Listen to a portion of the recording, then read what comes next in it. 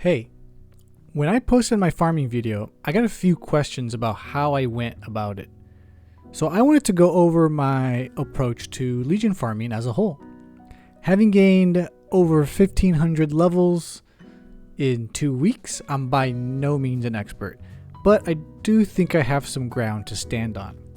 I'd like to begin by breaking down the process into 3 categories: preparation, grind, and mindset. Preparation. When it comes to preparation, there's a handful of things you need to keep in mind. Firstly, let's look at the items. Green or blue or red pot are fantastic to help out with your map clear speed. And for experience buff, there's gold pot, 2x EXP coupons. You can get these from Legion Shop, Dojo events, or Monster Park's Sunday Growth Box. And let's not forget that there's MVP buff. Sometimes there are special events that come around and provide even more ways to generate EXP. I'll be showcasing the Wonksterant Bubble Tea experience buff. So now I generally prep about 1.5 hours worth of buffs. When I first started this out about 2 weeks ago, I was prepping about 2 hours because I wasn't very comfortable with my grind path, if you will. There is also link skills. The big 3. Mercedes, Evan, and Aaron, alongside any damage boosting links to help the leveling process go as smoothly as possible. And of course, Legion. It really does come full circle. This was the grid I used. I would highly recommend maxing out bonus EXP, crit rate, and normal damage, as these will be the most effective early on. And lastly, less important but a very nice to have, is 5.2 mil to purchase a hyper teleport rock. This is mostly for classes that don't have a tutorial for 1 to 30, and in the training video I actually didn't use a hyper teleport rock for any of the characters I grinded back then. And now we're ready. At this point I will usually pull up some tunes or videos and casually grind on my main until I see a mega for an MVP buff. Grinding.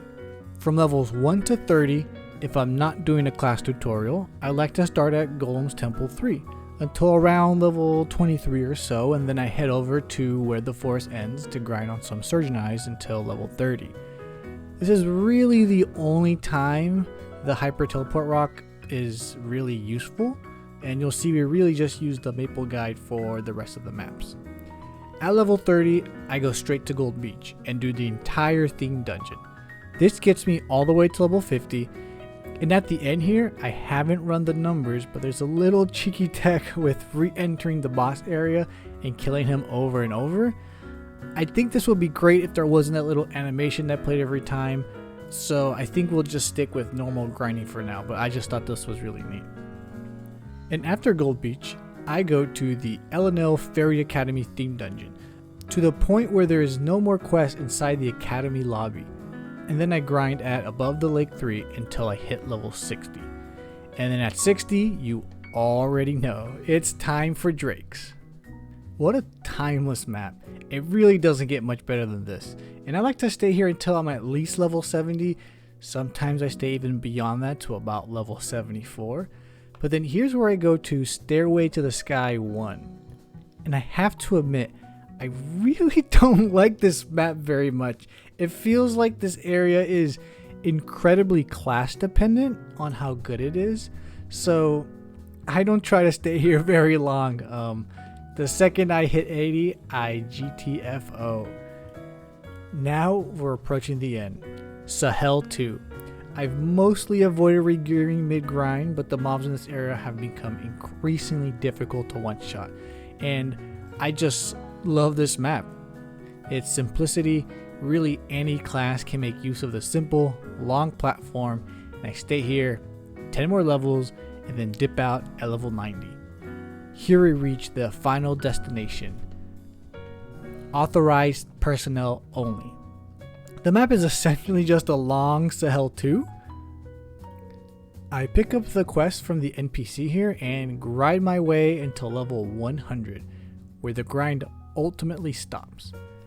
I do some final cleanup things, such as sell my drops and gear and store the little amount of mesos I was able to obtain, but You do end up making a profit if you do end up spending that 5.2 mil. And there it is. 1 hour and 20 minutes after all is said and done. Now I just log in every 30 minutes and wipe out the Zachem arms and call it there. But I think we need to address the Zachem in the room. It's important to note that the Zachem tech has gotten nerfed, but this serves as a great transition point to talk about the last category of the Legion grinding process, the mindset. Up to 42 characters count toward your Legion progress. 42. Now why is this relevant? Because taking 42 characters to level 100 will take significantly less time than getting 21 characters to level 200. And at the point of having 4K Legion, having so many characters at level 100, so much of the pressure has now been alleviated. For such a relatively small time investment, I might even still just do Zachem once a day on these characters while they sit at level 100 and get them to 140 over the course of a month or two, while focusing all of my attention on my main and boss mules. Let's look at my progress right now. I'm sitting at just over 5100 Legion with 12 unused character slots. That's the freest 6k Legion I've ever seen. And then if I were to get them to all 140, that almost puts me at 7k Legion. That's fucking crazy. I really don't know why I had this mindset before, that Legion was one of the hardest things to grind for. It's not a race. I'm not competing with anyone. It's okay to take your time. Trying out so many classes has been such a joy, and I already loved this game before, but Legion really opened up my mind to how unique and different the gameplay is across the different classes. And that's how I approach Legion farming. Thank you all for watching. I really appreciate any and all support, and I hope to see you all next time.